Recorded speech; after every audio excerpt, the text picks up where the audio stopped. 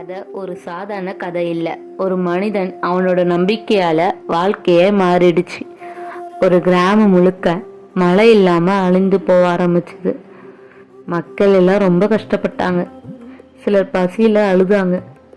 ஆனா அந்த நேரத்துல ஒரே ஒரு மனிதன் மட்டும் கடவுள் நம்மை கைவிட மாட்டாருன்னு நம்பினான். அந்த நம்பிக்கை தான் ஒரு பெரிய அதிசயத்துக்கு காரணமாச்சு. ஒரு சின்ன கிராமம். அந்த ஊர்ல ஒரு காலத்துல பசுமை நிறைஞ்ச வயல்கள் இருந்தது. குழந்தைகள் சிரிச்சு விளையாடினாங்க. மக்கள்லாம் ரொம்ப சந்தோஷமா வாழ்ந்தாங்க. ஆனா எல்லாம் மாற ஆரம்பிச்சது. மழை நின்று போயிடுச்சு.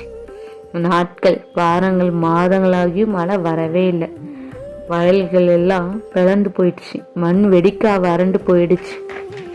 கிணறுலாம் கூட காலி ஆயிடுச்சு. தண்ணின்றதே ஒரு துளி கூட இல்லை. மக்கள் எல்லாம் பயந்து போயிட்டாங்க. எல்லாம் ஊரை விட்டு காலி பண்ணிட்டாங்க. அதே கிராமத்துல ராமன் என்ற விவசாயி இருந்தான். அவன் ரொம்ப ஏழை. ஆனா மனசு ரொம்ப நல்ல மனசு. அவன் தினமும் வயலுக்கு போவான். வெறும் காய்ந்த நிலத்தை பார்த்துட்டு நிற்பான்.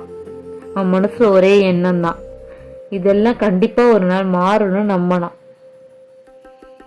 ஆனா ஊர் மக்கள் அவனை கிண்டல் பண்ணாங்க.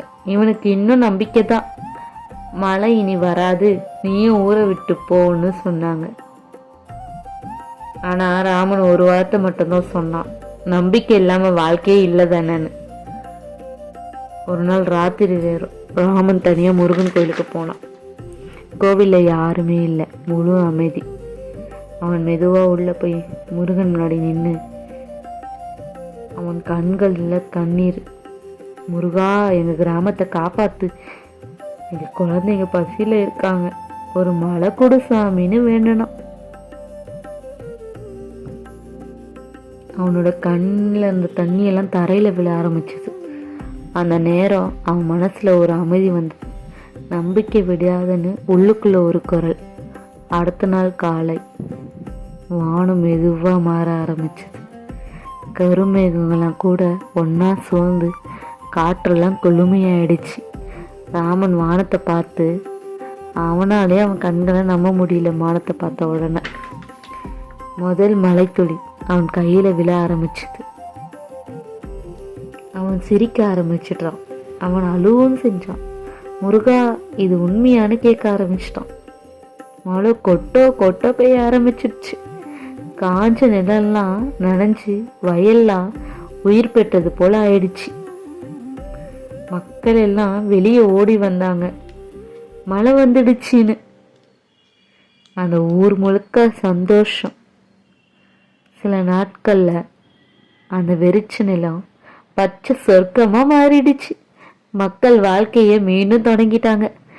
ஊரை விட்டு போனவங்க எல்லாம் ஊருக்கு வந்துட்டாங்க. ராமன் வானத்தை பார்த்து சொன்னா, நன்றி முருகான்னு.